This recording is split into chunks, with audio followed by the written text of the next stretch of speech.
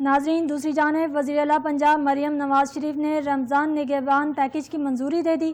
مستحق خاندانوں کو کتنے پیسے دیے جائیں گے، تفصیلات اس رپورٹ میں۔